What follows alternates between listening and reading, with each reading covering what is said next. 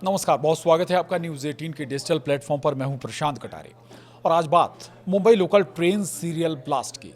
मुंबई में 2006 में local train में 11 मिनट के अंदर 7 धमाके हुए थे। इस मामले में गिरफ्तार सभी 12 आरोपियों को बॉम्बे हाई कोर्ट ने बरी कर दिया है।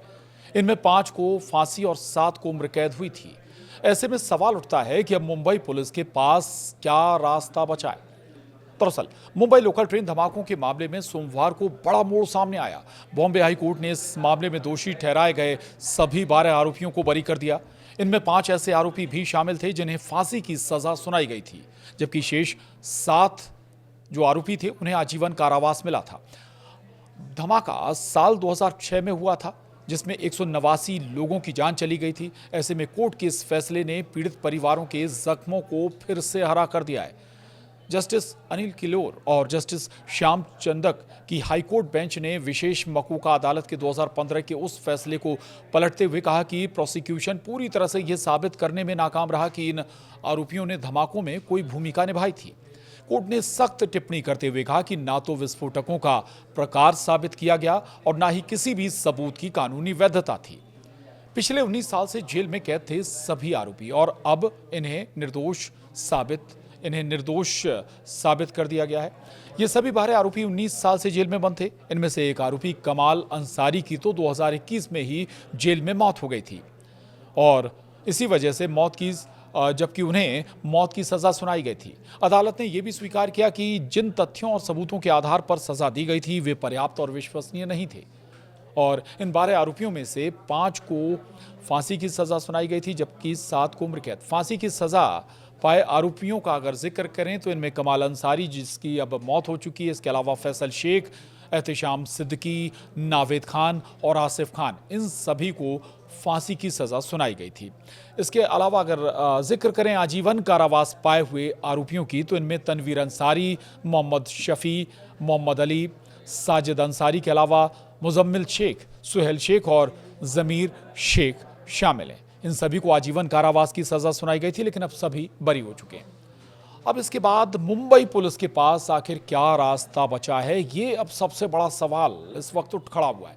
दरअसल बॉम्बे हाई कोर्ट के इस फैसले के बाद मुंबई पुलिस और महाराष्ट्र एटीएस के सामने बड़ा सवाल खड़ा हो गया कि अब इस केस को लेकर वे क्या कदम उठाएंगे।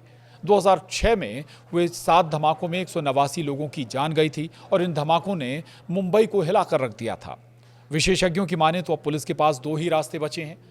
पहला, सुप्रीम कोर्ट में अपील करना, ये एक रास्ता हो सकता है। अगर राज्य सरकार या जांच एजेंसियां इस निर्णय से असहमत हैं तो वे उच्चतम न्यायालय का दरवाजा खटखटा सकती हैं, यानी सुप्रीम कोर्ट जा सकती हैं इस हाई कोर्ट के निर्णय के अपोज में।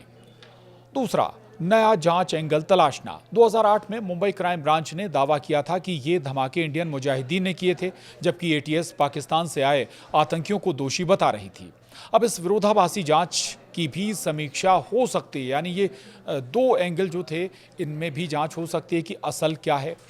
अब आपको बताते हैं आखिर 11 मिनट में 7 ब्लास्ट कैसे हो गए थे एक के बाद एक और इनसे कैसे दहल गई थी मुंबई।